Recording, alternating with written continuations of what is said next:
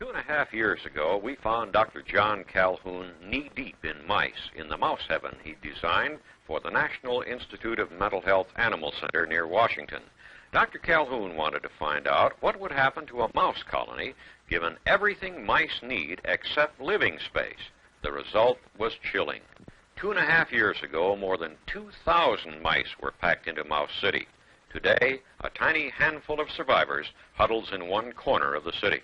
Dr. Calhoun explains what the overcrowding did to Mouse City's inhabitants. The last 1,000 animals born never learned to develop the social behaviors. They never learned to be aggressive, which is necessary in defense of home sites. They never learned to court. There was no mating. Being no mating, there were no progeny, and the older animals whose behavior was already becoming disrupted, they eventually reached an age too old to reproduce, and so it was all left up to these last 1,000 or so, whom we call the beautiful ones, because not engaging in any stressful activity and only paying attention to themselves, they groomed themselves well, so they looked very fine specimens. But from that point on, which was about the time that you were here 2.5 years ago, this reproduction totally ceased, and the animals have just aged and died. At least one human group, the Eat tribe, discovered in Africa by Dr. Colin Turnbull, has gone through a similar terrible process, according to Dr. Calhoun. The two conditions that they went through was that there was a decision on the then colonial government to make a wildlife preserve of this big valley, which was their home with their hunter-gatherers.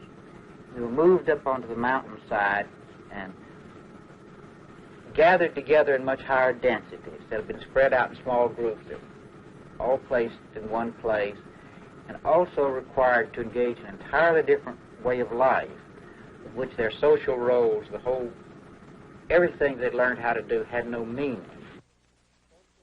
Under those conditions, the social behavior broke down entirely. They began living.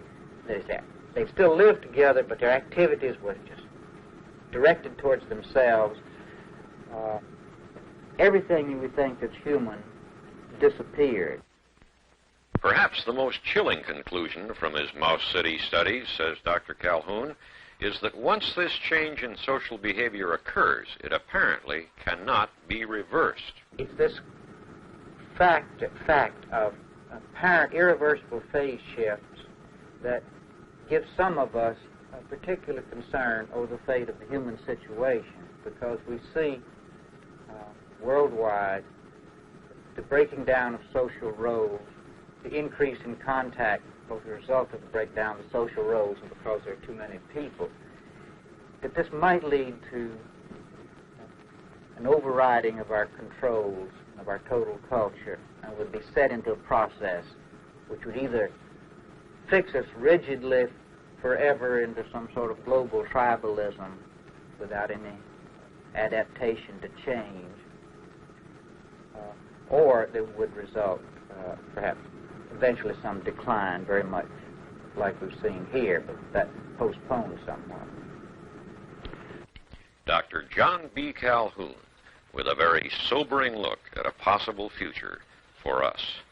Bill Roberts from the National Institute of Mental Health Animal Center near Washington.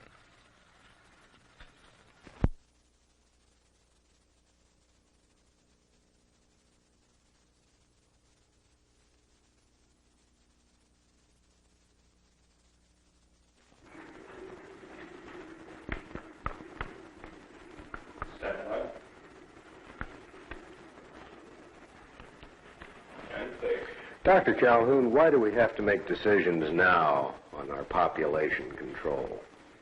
Well, the population's a very interesting one. There's a lot of talk about a population explosion. Well, there's no population explosion, at least not quite yet, and never has been, or I might say there's always been a population explosion. If we go back to about 40,000 years ago, there were perhaps 4.5 million people on Earth, And it had been not many fewer than this for the previous 2 million years of man's evolution.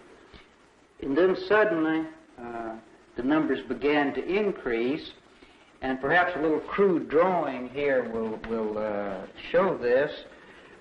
These are in millions now, and this is 1, 10, 100 million, 1 billion, and we go up above here. And if we take a time scale here, an inverse log, if we go back to 100,000 years ago, and we go back to, we'll make this then to 10,000 years ago, to 1,000 years ago, 1,000 years ago, then 100, which is 1/10 to 1 year from some time in the future. So these are in time, in thousands of years. And if we look at population growth in this way, starting back about 40,000 years ago, population starting at about here has gone roughly along this direction. Now, this is a rather complex curve. It's a von Forster curve, but simply said, starting here at 40,000 years ago, it took about 20,000 years, about 20,000 years for the population to double. Then the next doubling required about 10,000 years. Then each doubling, 5,000 years to the next doubling, 2,500, and so on. What doubling are we in now, Doctor? We're in the 10th doubling, and the 11th doubling. Is that the final one? Well, pretty near, it might be. The final doubling, starting shortly after the next, we're up here. We're up in here, scale about right, at which the world population might be of the order of 4.5 billion now people, would require only 20 years to double. So starting from 20,000 years for the first doubling up to about 20 years if this historical process continues. Now, so that we're back here a little ways from that, not very far from early in the next century. Can it be mathematically projected, Doctor, on a calendar year perhaps, when the population reaches the point where it outstrips our natural resources, our power supplies, our food supply? When you say mathematically, this is what von Forster did, projecting this age-old trend, not age-old, 40,000 years, rather short time. If this trend continued, you would have instantaneous doubling. Well, we know that's impossible, and that's the critical question, is that something is going to happen, that man will be different from the start of man, and this is where man started about 40,000 years ago as a cultural animal, not as a biological animal. He went considerably back in time below that. But at beginning this new process when he, quote, now was the only animal who could really control his numbers, that is to keep enlarging them, which is increasing his own potentiality by so doing. And this has continued until now we hit a critical point here where this process can't continue. And so from this time 40,000 years ago to early in the next century defines what we call man. And man ends at this point, whether there are a lot of bodies around, he's going to have to be something quite different from what he has been historically. And so one thing that he could do, and we're certainly capable of doing it, is keep reproducing. So that's one choice. And another choice that we have, which will have to be in effect by early in the next century, is that he can stabilize the population. That is, one, he can keep going not very much longer, above 9, well, I haven't got this figure. This would have been at 9 billion. I haven't quite gotten my figures here. It's sort of doubled to 9 billion. But if this is the end point, if the number of children per adults continues as it's been in the past, there would be about 9 billion people at this point. if we begin slowing down so that the population can stabilize, which is the ecological model as we've tried to do for wildlife management, to maintain a stable population, then with fewer children, we might keep at this level, we have 7.5 billion. Now the critical point here is how many adults. Ideally, there should be, at this upper optimum, 3.5 billion adults in order to make most effective the network of people communicating with people. However, if we go on there's a third choice, and this is the population will begin slowly to decline. And if we go towards that goal, we would have at that point roughly about 6.3 billion total people, with considerably less than 2 children per family. Doctor, what do you think now of the stress on environmental problems, trying to solve them? Should government, the politicians, pay more attention to this problem, do you think? They're all interlaced. It isn't that simple, but... Well, the environment is just one problem which we're focused on now, and this may be a real trap because we only look at the physical, biological aspects of our surroundings, where if we focused instead on what is much more essential, comprehensive problem, and this is evolution and the designing of evolution. And in fact, we like to say that we are revolutionists here, but a particular kind of revolutionist, but you now spell differently. Now, we all know what this symbol is. This is prescription, yes. But so we're concerned with the prescription for evolution, of the design of the future, the design of evolution. So we're revolutionists.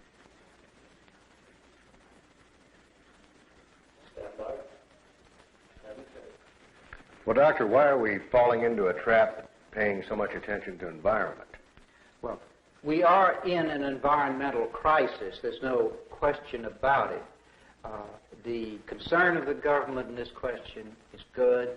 The even greater concern, particularly at the college level, in the environmental teach-ins that are underway during April of this year, are extremely good movements, but they may be a very deathly trap. For this reason, that is, if we can focus just on the good environment, the biological environment, the physical environment, we will miss a great deal of what man is or could be, with a concern for increasing human potentiality. And again, we like to say we'd like to put mental, as the human capacity, back in environmental. And this is what we're all about. And we can set a trap. See, the trap we're setting here is we're looking at the environment on a strictly biological model and not a future evolutionary directed model, is that we can develop a stable population in which everything becomes fixed, be unchanging over time, and now we'll be back in a global tribal situation. Sure, we might survive for millions of years, but we aren't going anywhere. We're like the lungfish in Lake Manyara, who are in this same situation. They've handled it very effectively. Whenever stresses come along, they encapsulate themselves in a mud ball and wait out the dry period, and then come back when the environment's back in a suitable condition. So we could become lungfish, and evolution would essentially end. What is government, or what should government be doing now? Is it aware of this problem, in your opinion? Are we doing enough? We're doing very little, aren't we? I think I don't think it's necessarily leveled at the government. I think this is whatever comment that could be made here is one of general awareness, yes, of becoming involved in the design of evolution, the prescription for further evolution. We have to have a long-time perspective, both in the past and the future, and where we may go, and that the issue, the big crisis now is not when we think of environment relating to number of people, it's not number of people, it's people times capacities of the average individual or the total human capacity. Now, if we can choose, now's the time for choosing a goal. And this part relates to numbers, but it also pertains to whether we're going to select from what has been the definition of man for the last 40,000 years, some aspect of this. One of these is what we call human potentiality, the capacities of the average individual to understand, to develop new insights, to communicate with his fellows more effectively. If that is a major overriding goal and is selected, and we select, and one of the necessities for that is maintaining a changing environment, which includes numbers, and the only way to do that now is to decrease numbers, so that if we choose the goal of gradually going into a declining population with increasing human potentiality, we're now at 1970. The critical point is about 75 years from now, but there's a tremendous time lag in social change. I mean, it's been only a very short time since the Supreme Court ruling for integration, and we've made lots of strides in some ways and very little in others. But this is a much more drastic change. And if we're going to change numbers towards a declining population, the whole attitude of people's values, the decisions, have to be made in a very short time. We've got, let's say, 15 years or to 1984. So, in essence, if we have about 15 years of grace or opportunity that this crisis presents to us, for which we can change our whole value system, or not change the value system, but change the mechanism for changing the value system. It's sort of a meta process. If we don't do it within this time, we will probably be at night. We will go into 1984 in the Orwellian sense. So this is why it's critical. It's the most why this time right now is the most critical time since sometime before when man made this discovery, which probably took him about 15,000 years to learn how to discover a new kind of space, a conceptual world of ideas and progressive development of ideas. So that in the early primitive hunter group, they had about 15,000 years to solve their impasse of when they were stuck by the carrying capacity of the environment, of the physical environment. Now we're also stuck with a similar problem and have about 15 years. So it's quite a burden, and the future, entire future of evolution depends on the next 15 years. It's the people here now who are involved now, which is critical, and it's the question of involvement. I'm an ecologist, psychologist, however hybrid, and it's a question of environment, of involvement in the total environment of physical and social that is the crucial question in our studies here, which we use mice and rats and other animals for. And that's where we bring into focus our research is on in question of involvement. And they are bitten up, and the one who is bitten fails to run away. There's one type of Okay, Doctor. and this is one of the types of lack of involvement, of total withdrawal from the reality of the environment that's compatible with that species. What, 2,400 mice in this enclosure? Something of the order. We don't know exactly what it is now. It's between 2,200 and 2,500 mice, that is bodies, moving bodies, but there are really only about 150 mice in here. Real mice, that is mice who are in the social swim. All the others have been rejected in one way or another. What's happened? In which reproductive behavior is completely inhibited. It's inhibited because the last few hundred, maintained them as juveniles, and although they're now adults, they no longer engage in aggressive behavior or in reproductive behavior. And we call them the beautiful ones because they're so excellent physically, they're unstressed. I see one down here. Most of these live in the apartment houses and rarely come out, but I see one who's taken temporary refuge in one of the nesting material supply cans, and I'll go over and pull him out so that you can see what a beautiful specimen this animal is. But as far as the mouse is concerned, he's a nothing? Is that... He's a total nothing. Okay, can you...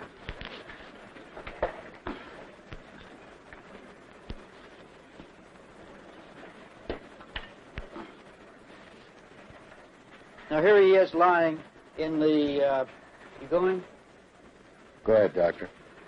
Here he is lying in the can. It's a place of temporary retreat.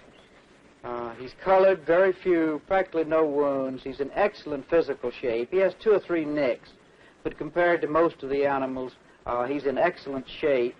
And these animals from previous study shows that they are unstressed.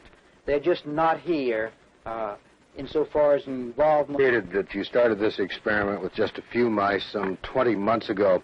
Apparently, you've been able to dissect some. Have you noticed any changes in tissue?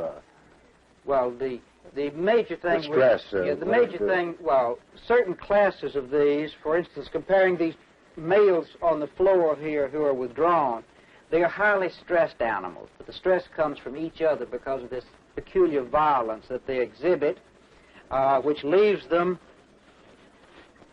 as this animal with his tail all chewed up, but they do it to each other. These are highly stressed individuals. On the other hand, the beautiful one, which I just showed you, are very extremely unstressed, and we've run the Dr. Julius Axelrod has run the assay of the enzyme which converts noradrenaline to adrenaline as the basis for this. On the other hand, we've been removing females from other populations just terminated and looking at their uteri. And for animals up to a year of age who've come up in the latter history of the colonies, there's essentially no evidence of conceiving. So there's, at this stage, this is part of the overliving phenomenon. And it's these individuals who are not conceiving are the ones which are not stressed. They're the beautiful ones who lack involvement. So that's the essential story of what's going on in our studies. Have you been surprised, Doctor, about the results of this, what you've learned so far? Some 20 months ago, did you think all these things were going to happen? Well, I had a slightly different hypothesis which held true only in the early stages, and this was that the larger the space, the smaller the ultimate population density. That's proved not to be true, but a second aspect of that hypothesis was that the larger the space with reference to the number of colonizers, the slower it would get started. And this has been true because the essential analogy here is that when there are few animals, as in this particular universe, a male, any mouse when he was out would rarely meet another. And therefore, he identified with all of his physical environment. Mm-hmm. So his own ego boundaries extended out to include all of these things, which he was committed to. And therefore, any other animal coming out and moving towards any portion of that would elicit anxiety and therefore aggression. And we have huge territories, and this is an essential formulation of territoriality. So that in the larger the space, the more likely animals develop territoriality and the more extreme. And this did inhibit initial reproductive rate. And so with a smaller, we have smaller universes than this, and they grew much faster, got started quicker.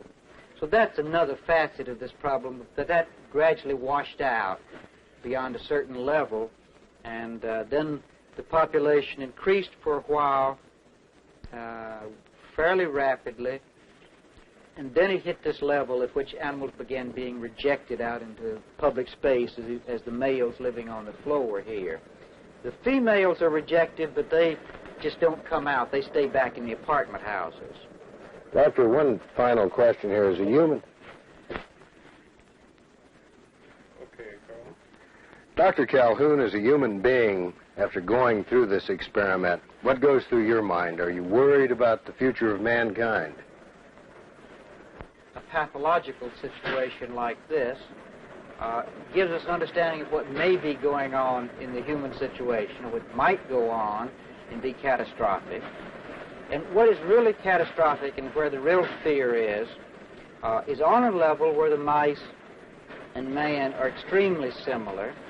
That is, the mice have programs. They're like little computers.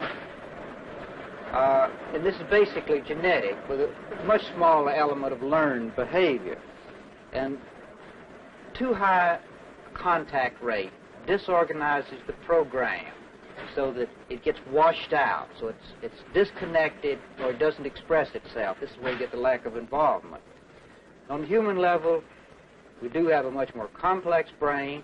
It does get programmed, less by genetics, less by heredity than for the mice, much more cultural. But it's just as subject to being disorganized, to having a program disorganized through inappropriate sequences of contacts, too many contacts. And so that we have this danger, and part of the danger is that we don't have an adequate establishment. We're now seeing, because the quote establishment doesn't provide all appropriate channels, we should destroy the establishment. We need a better establishment to allow interrelationships to protect us from too many contacts, but to allow us for those contacts which we do engage in to be more meaningful for our own lives and for meaningful to others in a compassionate sense of each of us being involved in helping the other to fulfill his roles. We'll have many more roles, and this is where the notion of compassion comes in, is helping each of us, helping others to fulfill their programs for development. And so we're at this peculiar stage where you're highly optimistic, at the same time highly pessimistic, and you wish to throw your weight, intellectual weight, to moving towards the optimistic side, to opening up continuing evolution.